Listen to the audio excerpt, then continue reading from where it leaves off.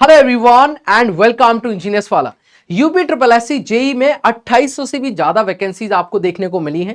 इसका नोटिफिकेशन हाल ही कुछ दिन पहले रिलीज हुआ था।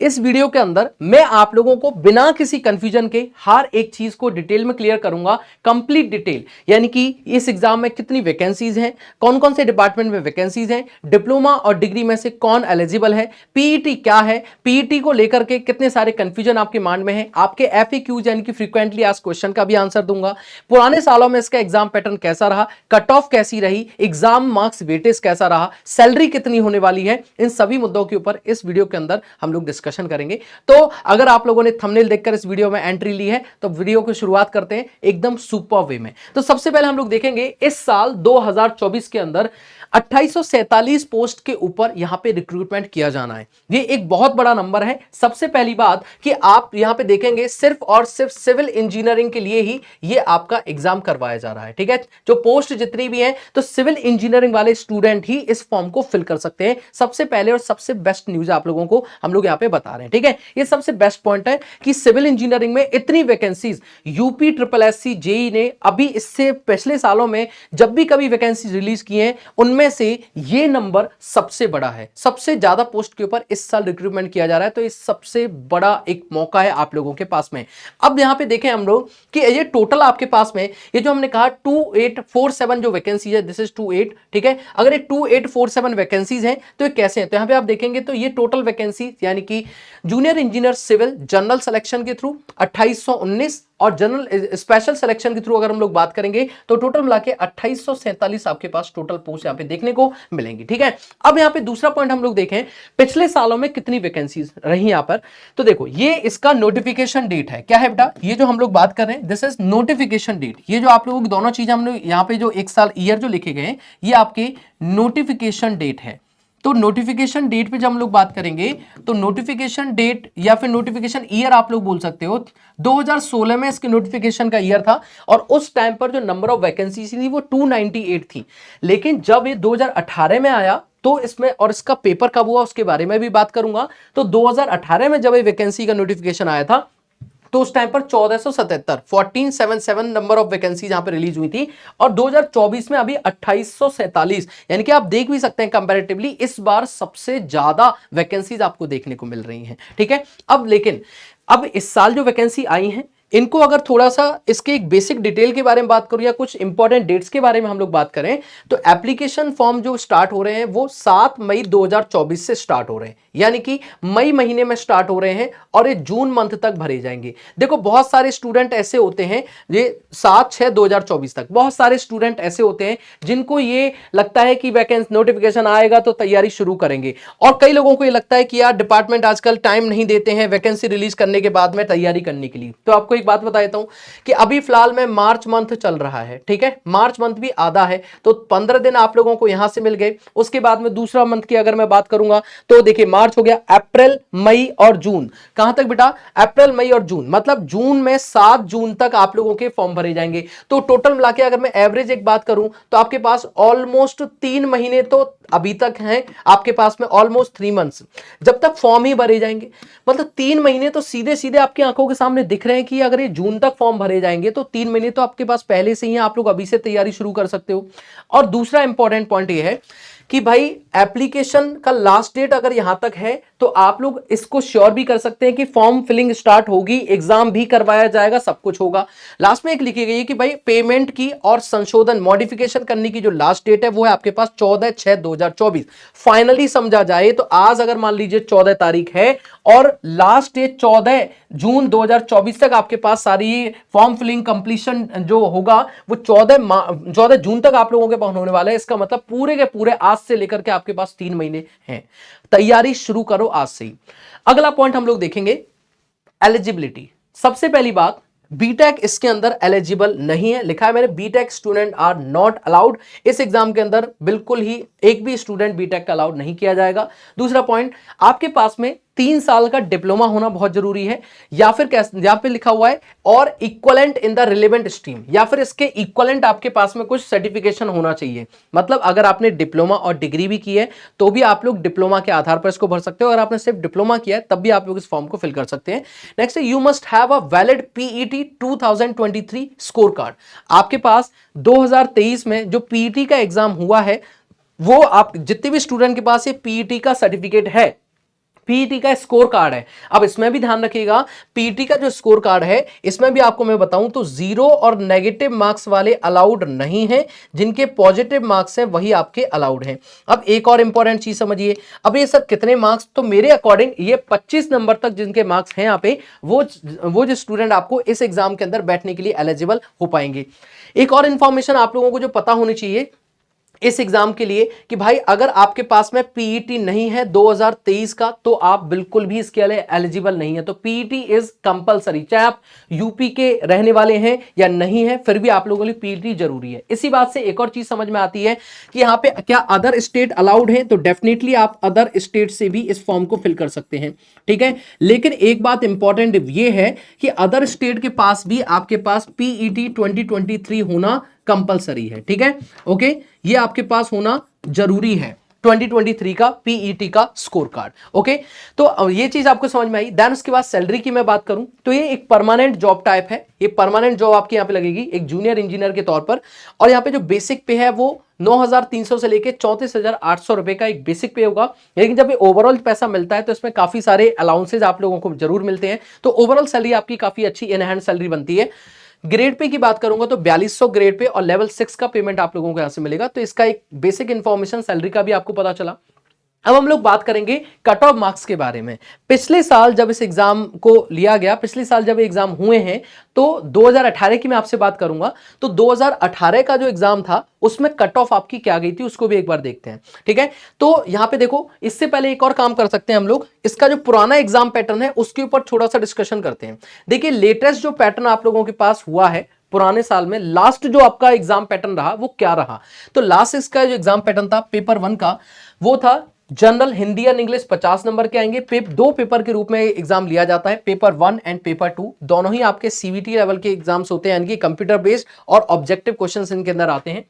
पहला जो पेपर है आपके पास जनरल हिंदी एंड इंग्लिश का था, जो कि 50 क्वेश्चन का होता था। देन उसके बाद जनरल इंटेलिजेंस और general knowledge and computer knowledge, ये टोटल आपका 100 नंबर का होता था। एक क्वेश्चन आपका 3 नंबर का होता था। यहां पे आप देखेंगे एक क्वेश्चन 2 नंबर का है, तो 50 इंटू 2 आपके पास में 100 हो जाएंगे, ठीक है। 50 इंटू 2 आपके पास 100 हो गए, एंड 100 इंटू 3 आप देखेंगे तो आपके पास में 300 हो गए। देन उसके बाद जो आप लोगों का सिविल इंजीनियरिंग का पेपर 2 होता था, उसमें एक क्वेश्चन आपका 4 नंबर का होगा, तो टोटल 150 क्वेश्चन यानी कि 600 का आपके पास हो जाएगा। तो टोटल आपके पास जो मार्क्स रहे वो कितने रहे आपके 1000 मार्क्स यहाँ पे हो चुके हैं। पेपर 1 में 400 और पेपर 2 के अंदर 600। लेकिन क्योंकि इस साल से पीईटी के स्कोर कार्ड के थ्रू आप लोग इस एग्जाम को देंगे, तो हो सकता है कि इस बार आप लोगों को ये जो पेपर 1 वाला पार्ट है इसको पूरी तरीके से हटा दिया जाए, क्योंकि इसकी जगह सिर्फ आपका पीईटी का ही स्कोर कार्ड लगेगा। अभी तक इसके बारे में कोई इंफॉर्मेशन नहीं है कि आपका जो एग्जाम का पैटर्न है वो क्या रहेगा, लेकिन पुराने सालों में इसका पैटर्न अलग अलग देखा गया है, इसलिए हम लोग श्योर नहीं कर पा रहे हैं। लेकिन मोस्ट ऑफ आपको ये तो तय है कि आपके पास सिविल इंजीनियरिंग तो रहेगा ही रहेगा। अगर पीटी के थ्रू कर रहा है तब भी सिविल इंजीनियरिंग रहेगा, सिविल इंजीनियरिंग का पेपर ही आएगा, लेकिन क्योंकि पोस्ट इसमें सिर्फ सिविल इंजीनियरिंग की है। और दूसरा पॉइंट है कि अगर मान लीजिए कुछ पैटर्न चेंज भी होता है तब भी सिविल इंजीनियरिंग के सिर्फ क्वेश्चन और नंबर ऑफ क्वेश्चन या मार्क्स ऑफ 1 ईच क्वेश्चन में थोड़ा सा डिफरेंस आ सकता है, लेकिन क्वेश्चंस तो सिविल इंजीनियरिंग के ही रहेंगे। तो इसके आधार पर हम लोग अगर पुराने साल का एक पैटर्न भी देख लें, क्वेश्चंस किस तरीके से आए, तो वो भी थोड़ा क्लैरिटी हमें दे देता है। यहां पे अगर मैं देखता हूं सब्जेक्ट वाइज वेटेज की, तो देखिए एक 2015, 16 और 18, 2015 में जब वैकेंसीज आई थी तो उसका पेपर 27 दिसंबर 2015 को हुआ था। जब 2016 में वैकेंसी आई तो ये एग्जाम आपका 19 फरवरी 2021 में हुआ था, और जब 2018 में वैकेंसी आई तो इसका एग्जाम 16 अप्रैल 2022 में, मतलब काफी एक डिले देखने को मिला था एग्जाम में, यानी कि जब एग्जाम आपका हेल्ड हुआ।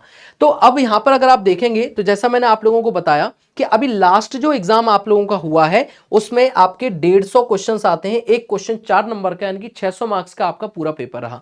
2018 में जो जनरली इसके बारे में हम लोग बात कर रहे हैं, तो अब इसके आधार पर क्या कट ऑफ रही उसको मैं आपको बताने वाला हूं। लेकिन पहले हम लोग ये समझते हैं कि भाई देखो 2018 के अंदर या 2016 या 15 में जो वैकेंसीज आई और जिन डेट्स के ऊपर उनके एग्जाम हुए वो आपको क्लैरिटी यहां पे मिल रही है। अब जैसे कि सब्जेक्ट के नाम देख सकते हैं, BMC, estimation costing, surveying, RCC, fluid, soil, strength of material, transportation, environment, irrigation, hydrology, steel structure and total आपके पास मार्क्स कितने हुए। 2015 का जो पेपर 2015 में यहाँ पे हुआ था, 2015 में ही रिलीज हुआ इसकी नोटिफिकेशन, 2015 में इसका एग्जाम हुआ।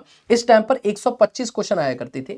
2016 में भी 125 क्वेश्चन आया करते थे जो पेपर 2021 में हुआ। लेकिन जब 2018 में ये पेपर हुआ तो यहाँ पर 150 क्वेश्चन आने लगे टेक्निकल के। थोड़ा पैटर्न जो है वो बदल गया था, लेकिन हमें तो लास्ट पैटर्न से ही मतलब है।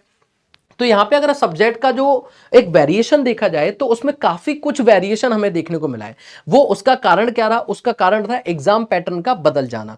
जैसे कि आपको मैं बताता हूं, यहां पे आप देखिए बीएमसी को जब ये 2015 में आई तो 14 मार्क्स की देखने को मिली, लेकिन 2016 की नोटिफिकेशन जब आई और 2021 में जब ये पेपर हुआ था तो ये 31 मार्क्स का, और वापस से 2018 में जब वैकेंसी आई 2022 में पेपर हुआ तो ये 18 मार्क्स का आया। मतलब कि ध्यान से देखा जाए तो यहां पर अनसर्टेन वेरिएशन है, बिल्कुल अलग अलग मार्क्स आपको देखने को मिल रहे हैं, बट ये जरूर पता चलता है कि ये एक इंपॉर्टेंट सब्जेक्ट है। दूसरा एस्टिमेशन कॉस्टिंग, जिसमें 2015 के अंदर 10 क्वेश्चन आपके आए थे, 2021 में आपके 15 क्वेश्चंस और 2022 में आपके 26 क्वेश्चन, यानी कि ये भी एक इंपॉर्टेंट सब्जेक्ट है आप लोगों का। सर्वेइंग की मैं बात करूंगा तो 2015 में आपके 15 क्वेश्चंस, 2021 में 35 क्वेश्चन और अप्रैल 2022 में आपके 17 क्वेश्चंस, यानी कि ये भी एक इंपॉर्टेंट सब्जेक्ट आपके पास हो जाता है। इनका एक एवरेज भी निकाल रहे हो आप लोग तो भी एवरेज एक 15 से 17 नंबर इन सारे सब्जेक्ट का एवरेज है, और ज्यादा ही होगा अगर हम लोग तीनों सालों का एवरेज निकाल लें तो। देन उसके बाद आरसीसी डिजाइनिंग देख सकते हैं, 2015 में 24 नंबर और 2021 के अंदर 9 नंबर और 22 में इसका 20 नंबर, तो इसका भी वेटेज अच्छा खासा है। तो ये भी क्या है आपके पास एक इंपॉर्टेंट सब्जेक्ट है। देन फ्लूइड मैकेनिक्स की बात करें तो फ्लूइड मैकेनिक्स का वेटेज 2015 में 8, फरवरी 2021 के अंदर 9 और अप्रैल 2022 के अंदर 16 है। इसका भी एक सही वेटेज है, इसको भी एक इंपॉर्टेंट सब्जेक्ट की कैटेगरी में डाल रहा हूं मैं। देन सॉइल मैकेनिक्स, जो कि एक सही अपना एवरेज मेंटेन करके चला है, 2015 में 13 क्वेश्चन, 21 में आपके पास 15 और 22 में आपके पास 14 क्वेश्चन है। मतलब आपके पास जो एक एवरेज है वो एवरेज लगभग कितना रहा आपके पास में, लगभग 13 से 14 नंबर का एवरेज रहा है। देन तो this is also an important subject. Then उसके बाद अगर आप ध्यान से देखें, स्ट्रेंथ ऑफ मटेरियल का वेटेज उतना अनबैलेंस रहा कि बहुत लंबा एक वेटेज नहीं बना, मतलब 5 से 8 नंबर का एक एवरेज यहां पे बन रहा है। पहले 5 नंबर का, फिर 1 नंबर और फिर यहां पे 12 नंबर का। तो ये एक इंपॉर्टेंट सब्जेक्ट है, लेकिन इससे ज्यादा इंपॉर्टेंट सब्जेक्ट आपके ऊपर दिए गए। उसके बाद में ट्रांसपोर्टेशन को देखेंगे तो यहां पे वेरिएशन काफी ज्यादा है, 15 में 13, 21 में 1 नंबर का और 22 में 9 नंबर का आया। देन उसके बाद नेक्स्ट सब्जेक्ट है आपका एनवायरनमेंट को देखें तो ये एक इंपॉर्टेंट सब्जेक्ट यहां पे बनता है। ठीक है, तो यहां पे क्या एवरेज है आपका, दैट इज 13 नंबर का आपके पास 15 में, 21 में 8 नंबर का और 22 में आपका ये आपको दिख रहा है दैट इज 11 मार्क्स का देखने को मिला। हाँ, लेकिन हाइड्रोलॉजी, इरिगेशन, स्टील स्ट्रक्चर्स का वेटेज यहाँ पे कम है कंपेयर टू अदर सब्जेक्ट। जैसे आप देख सकते हैं यहाँ पे 4 नंबर का आया 15 में, 21 में कोई क्वेश्चन नहीं मिला हाइड्रोलॉजी इरिगेशन से और 22 में आपके 4 क्वेश्चन आए। देन 2015 में स्टील स्ट्रक्चर के 6 क्वेश्चन, 21 में 1 क्वेश्चन और 22 में आपको 3 ही क्वेश्चन देखने को मिले। तो इसका एक सिंपल सा मतलब मैं आप लोगों को एक समझाने की कोशिश करूं तो हमें इससे मतलब है जो अभी लेटेस्ट जो एग्जाम हुआ, लास्ट जो रिसेंट एग्जाम हुआ उसमें जो वेटेज है उसके आधार पर देखा जाए तो बीएमसी एंड सीटी, estimation costing, surveying, RCC design, fluid mechanics और जो सॉइल मैकेनिक्स है ये आपके सबसे मुख्य यहाँ पे सब्जेक्ट्स हैं। और साथ में देखें तो हम लोग एनवायरनमेंट का भी एक सही वेटेज यहाँ पर रहा है। तो ये जो मेन सब्जेक्ट्स हैं आप लोगों के, इन सब्जेक्ट्स को अगर ध्यान से देखा जाए तो ये आपके इंपॉर्टेंट सब्जेक्ट हैं। और अगर आप शुरुआत करना चाहते हैं तो आप देख सकते हैं एस्टिमेशन कॉस्टिंग है, सर्वेइंग है या बीएमसी सब्जेक्ट सब्जेक्ट है या आरसीसी सब्जेक्ट है, इन 4 सब्जेक्ट में से किसी भी सब्जेक्ट से आप शुरुआत कर सकते हैं। ठीक है, तो अब आप लोगों को पूरे इस सेशन में एक बात अच्छे से समझ में आई कि सर जो एग्जाम पैटर्न लास्ट में रहा उसमें हमें चाहे पीईटी के आधार पर हम लोग इस एग्जाम को इस बार दे रहे हैं या फिर अगर कोई नया पैटर्न ही कुछ आ गया तब भी हमें सिविल इंजीनियरिंग पे तो मेन फोकस रहना पड़ेगा। पहले इसमें इंटरव्यू भी हुआ करता था लेकिन अब इसमें इंटरव्यू नहीं होता है। तो फाइनली अगर मैं आपको समझाने की कोशिश करूं तो आप लोगों को इस के आधार पर तैयारी करनी है। देखो पीईटी के आधार पर अगर देखा जाए तो इस बार आपका कोई नॉन टेक वाला पार्ट शायद देखने को नहीं मिलेगा। डायरेक्टली आप लोग मेंस एग्जाम यानी कि पेपर 2 के लिए एलिजिबल होंगे पीईटी के आधार पर। मेंस एग्जाम में सब्जेक्ट जो है वो सिविल इंजीनियरिंग के रहेंगे, तो आप लोगों को इस वेटेज को ध्यान में रखते हुए तैयारी करनी है। उस वेटेज में भी नंबर ऑफ मार्क्स में थोड़ी कंफ्यूजन हो सकती थी, वो कंफ्यूजन मैंने आपकी यहां से क्लियर कर दी है और कुछ इंपॉर्टेंट सब्जेक्ट को मैंने हाईलाइट या सर्कल भी किया है। यहां से आप लोग शुरू कर सकते हैं। अब इसके लिए तैयारी करने के लिए मैं आपको हमेशा एक चीज कहता हूं कि भाई तैयारी अगर करनी है तो उसका एक प्रॉपर सोर्स होना चाहिए। देखो तैयारी करने के लिए आपके पास कुछ इंपॉर्टेंट चीजें क्या होनी चाहिए। सबसे पहला जो इंपॉर्टेंट चीज है वो है आपके पास क्या, ये सबसे जो इंपॉर्टेंट चीज है आपके पास वो होती है कोई भी एक डेडिकेटेड कोर्स या फिर आपके पास में बुक्स होनी चाहिए। डेडिकेटेड कोर्स या बुक्स आपके पास होनी चाहिए। दूसरा इंपॉर्टेंट चीज कि आपके पास जब या तो कोर्स हो उसके बाद आपके पास कुछ नोट्स प्रॉपर होने चाहिए। नोट्स कह सकते हैं या फिर मटेरियल कह सकते हैं। नोट्स और मटेरियल बहुत ज्यादा आवश्यक है इस सब किसी भी एक एग्जाम को क्लियर करने के लिए। देन उसके बाद क्वेश्चन प्रैक्टिस यानी कि पीवाईक्यू। सबसे पहले आपके पास पीवाईक्यू होने चाहिए किसके, यूपी ट्रिपल एससी जेई के आपके पास में पीवाईक्यू भी होने चाहिए। ठीक है, यूपी ट्रिपल एससी जेई के आपके पास पीवाईक्यू हो। देन पीवाईक्यू के अलावा आपके पास क्या होना चाहिए, इसके अलावा आपके पास में एक मॉक टेस्ट होना चाहिए। मॉक टेस्ट या टेस्ट सीरीज बोल सकते हैं आप इसको। आपके पास टेस्ट सीरीज होनी चाहिए, टेस्ट सीरीज। ठीक है, टेस्ट सीरीज होनी चाहिए और देन उसके बाद आपके पास में एक प्रॉपर गाइडेंस होना चाहिए। तो इसके आधार पर आप क्या कर पाते हो, ये इस एग्जाम को आप लोग इजीली क्लियर कर सकते हो। अब चलो ठीक है, ये सारी चीजें ओके सर, तो क्या ऐसा कुछ हमारे पास में है जो कि आप लोगों की मदद करेगा? तो आप लोग थोड़ा धैर्य रखिए। पहली बात तो आप लोगों को पता है कि हर एक एग्जाम को क्लियर करने के लिए हमारे पास में एक ब्रह्मास्त्र बैच है जिसका नाम है अशोका बैच। ठीक है, कौन सा बैच है बेटा, इस बैच का नाम है अशोका बैच। ठीक है, अशोका बैच। अब ये जो बैच है इसके ऊपर आप लोगों को पता है एक वैलिडिटी भी चल रही है। हमारा एक बैच है अशोका बैच। अब ये अशोका बैच कौन सा सर, ये अशोका बैच में भी कौन सा बैच सर, ये आप लोगों का अभी रिसेंटली हमने एक लॉन्च किया दैट इज 2.0। ये आप लोगों के लिए काफी हेल्पफुल रहेगा किसी भी एग्जाम की तैयारी के लिए। अभी विश्वास दिवस का ऑफर भी चल रहा है आपके पास। ठीक है, विश्वास दिवस के ऑफर्स चल रहे हैं, तो इन विश्वास दिवस के ऑफर में आप लोगों को अप टू 60% तक ऑफ भी देखने को मिल रहा है। ठीक है, कितने तक, अप टू 60% तक ऑफ आप लोगों को देखने को मिल रहा है। तो आप यहां से जाके इसको अवेल कर सकते हैं अपने ऑफर को। और बढ़िया चीज मैं आपको बताता हूं, यूपी ट्रिपल एससी के लिए, यूपी ट्रिपल एससी के लिए आप लोग इंतजार करिए थोड़ा सा। ठीक है, हम लोग एक बहुत ही डेडिकेटेड एक अच्छा प्लान आप लोगों के लिए लेकर के आएंगे और आप लोग उससे डेफिनेटली इस एग्जाम को क्लियर कर पाएंगे। तो मैंने इस वीडियो के अंदर जो चीजें बताई आई थिंक आप लोगों को समझ में आई होंगी। इसकी कट ऑफ भी एक बार हम लोग देखना चाहें तो इसकी जो कट ऑफ है सर वो आप देख सकते हैं। जो यूपी ट्रिपल एससी जेई में पिछले लास्ट जो आपका एग्जाम हुआ है इसमें अलग अलग कैटेगरी के लिए कट ऑफ देख के आप थोड़ा सा शॉक्ड भी होंगे। देख सकते हैं आप लोग अनरिजर्व कैटेगरी की जनरल की कट ऑफ आपकी 579, ओबीसी के लिए 579, ईडब्ल्यूएस के लिए 579, एससी के लिए 579, सिर्फ आपका एसटी कैटेगरी के लिए 534.25 आपके पास कट ऑफ थी। मतलब कट ऑफ मार्क्स भी आप लोगों को बताए मैंने। मतलब इस कंप्लीट वीडियो को अगर थोड़ा सा ओवरव्यू देखें तो सर कितनी वैकेंसीज इस साल देखने को मिलेंगी, उनका ब्रेकडाउन क्या है, किस तरीके से जो आपकी जनरल सिलेक्शन में कितनी वैकेंसीज हैं, स्पेशल सिलेक्शन में कितनी वैकेंसीज हैं, प्रीवियस ईयर का एक थोड़ा रिकॉर्ड देखें तो कौन सी ईयर में कौन सी कितनी वैकेंसीज रिलीज की गई थी नोटिफिकेशन के अकॉर्डिंग। इस साल जो आप लोगों का नोटिफिकेशन आएगा उसके फॉर्म फिलिंग कब से स्टार्ट होंगे, कब तक चलेंगे, वो आपको पूरा प्रोसेस बताया। देन उसके बाद एलिजिबिलिटी, कौन से स्टूडेंट फॉर्म फिल कर सकते हैं, कौन नहीं कर सकता, कौन एलिजिबल है, कौन नहीं एलिजिबल, पीटी का क्या मतलब है, पीटी में कौन से स्टूडेंट एलिजिबल होंगे पीटी के थ्रू भी। फिर उसके बाद अलग अदर स्टेट अलाउ है कि नहीं है। देन उसके बाद सैलरी के लेकर के बात करी हमने, कट ऑफ मार्क्स आपके बात करी, then exam pattern last year कितना था और उसके आधार पर इस साल आप लोगों को क्या एग्जाम पैटर्न देखने को मिल सकता है। एंड देन उसके बाद सब्जेक्ट का जो वेटेज है वो क्या रहा, इंपॉर्टेंट सब्जेक्ट कौन से हैं। तो मेरा मानना यह है भाई अभी आपके पास में फिलहाल 3 महीने हैं। ठीक है, एक चीज और आप लोग ध्यान रखेंगे, अगर इससे रिलेटेड कुछ भी इंफॉर्मेशन आपको चाहिए तो आप मेरा official Telegram channel Devesh sir PW पे भी कनेक्ट कर सकते हैं। ठीक है, और एक सबसे इंपॉर्टेंट चीज भाई, आप लोगों के पास अभी भी सिर्फ फॉर्म फिलिंग तक ही 3 महीने हैं। उसके लगभग मैं कहता हूं मान लो 3 महीने में एग्जाम होगा, फिर भी आपके पास ऑलमोस्ट 5 to 6 या 7 मंथ्स आपके पास में है इस एग्जाम को क्लियर करने के लिए, और पीईटी वाले स्टूडेंट ही दे रहे हैं तो सिर्फ आपको टेक्निकल पे फोकस करना है। तो प्लीज आप लोग इसको थोड़ा दिमाग लगाइए, अपना सोच समझ के अपनी तैयारी शुरू कीजिए, और इस एग्जाम को क्लियर करने के लिए कितनी चीजों की आवश्यकता है वो सब मैंने इस वीडियो के अंदर बताया है। इस वीडियो के अंदर बताई गई सारी चीजों का अगर आपको पीडीएफ की आवश्यकता है तो आप मेरे ऑफिशियल टेलीग्राम चैनल पर भी कनेक्ट कर सकते हैं, वहां पे मैं आप लोगों को प्रोवाइड करा दूंगा। तो मिलते हैं हम लोग एक और इसी तरीके की नेक्स्ट वीडियो के अंदर। Till then take care, thank you so much, all the best.